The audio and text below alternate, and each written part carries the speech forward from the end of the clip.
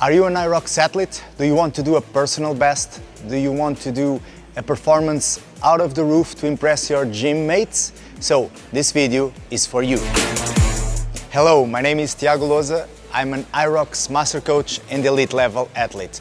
On this short video, I'm going to show you how to perform on one of the most brutal Hyrox workouts, the sled push. I'm going to show you 5 essential tips, so stay tuned. First things first, besides being a specific Hyrox workout, pushing a sled is a great way to develop leg strength and full body conditioning. First of all, it's a very simple and easy pattern. You just walk and push something in front of you while you are walking. It's very low injury rate, so you can do it often.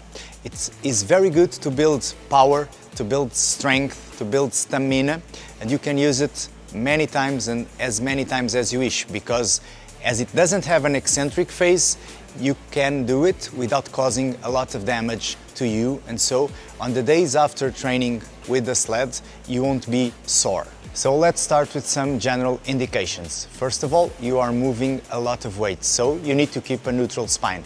And second, try to activate your posterior chain.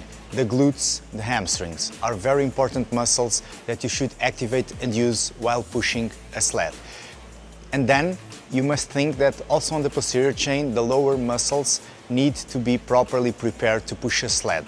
You have the calves, the Achilles tendon, and also the solear muscles, because the transfer of strength from the floor to the body and to the sled all pass on this lower part of your leg. So warm up properly, do some strength conditioning specific for this part of your body, and also try to stretch after doing sled push, or else you will feel the soreness and the stiffness even while running.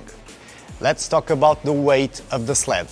An official Hyrox sled weighs about 28 to 30 kilos with the 4 poles. Then you need to put on top of the sled the weight of your specific category. For example, for the pro man, it's 175 kilos. For the pro woman, 125 kilos. But each category has its own specific weight.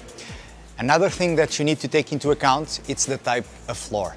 For example, if you have 150 kilos on a sled, in a specific type of floor, carpet or turf, it may look and it may feel like 200 kilos. In a different type of floor, the same 150 kilos can look like 100 kilos, so it's completely different. If you had a chance to compete previously, try to simulate the weight that you felt on the competition in your practice. If you have never done a competition, then try to put a bit of more weight of the one that you think that it's the real thing, because when you get to the sled push during a competition, it's going to look and feel much heavier. So let's now dive into the 5 performance tips. Tip number 1, the form, the way that you push the sled. How do you contact with the sled? And the first way to push the sled, it's the most common one, it's the shoulder push. You have the shoulders very close to your hands and to the poles, and you do long steps. It's very taxing to the chest and to the shoulders because it causes a lot of tension. Some of the athletes that are smaller, especially the female athletes, need to go to a second type of push with extended arms. It's very taxing to the shoulders, but if you are shorter, it works as well as the shoulder push. Then we have a third way to push the sled that you see some elite athletes doing. It's what I call the forearm sled push.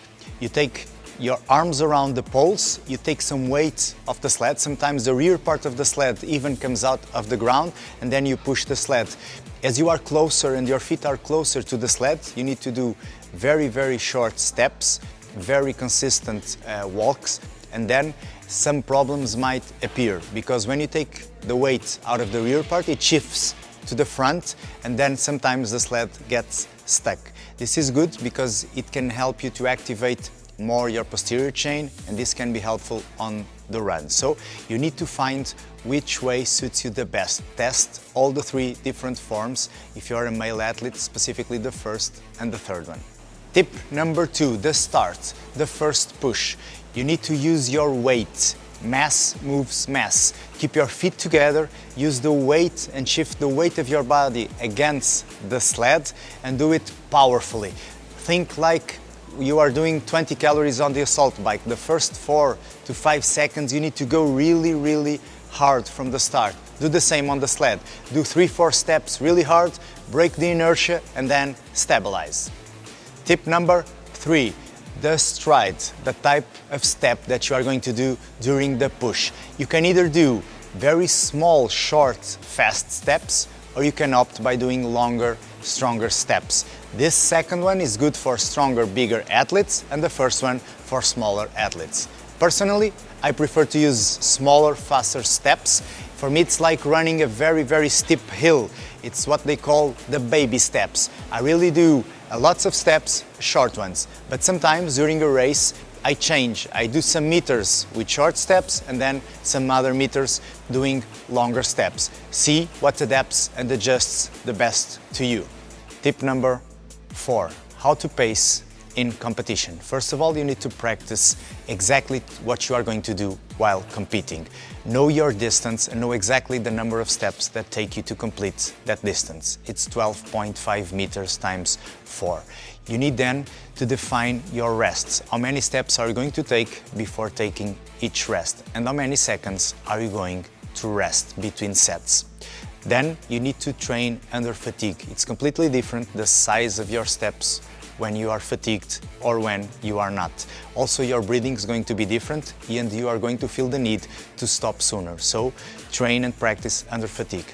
And also, a very useful tip, every time that you finish training a sled push, every time that you finish a set, do some running, because it's going to be very helpful when you are training closer to the events. The compromise running has a lot of impact after the sled push.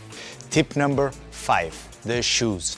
It's very important that you have shoes that have a very good grip and stay tight to your foot so that you can push the sled and not slip back. So when trying to find the perfect shoes for Hyrox, you need to think that they must be light in order to help you run, but they also need to have a very good grip so that you can perform on the sleds. And believe, by experience, it's very hard to try to do a heavy sled push if you don't have the correct shoes. Also, you need to tighten the laces until the last hole and very tight to your feet so that they don't come out during a competition, as I've seen happen before. So think very good and choose wisely the shoes. So this was a very short video with what I think are the most important 5 tips to perform on the sled push. Later on, we'll bring a series of videos with training plans and training cues and tips, even demonstrating some training sessions. So if you have enjoyed, please like, subscribe the channel, and if you have any questions, doubts or comments, please use the comment box below.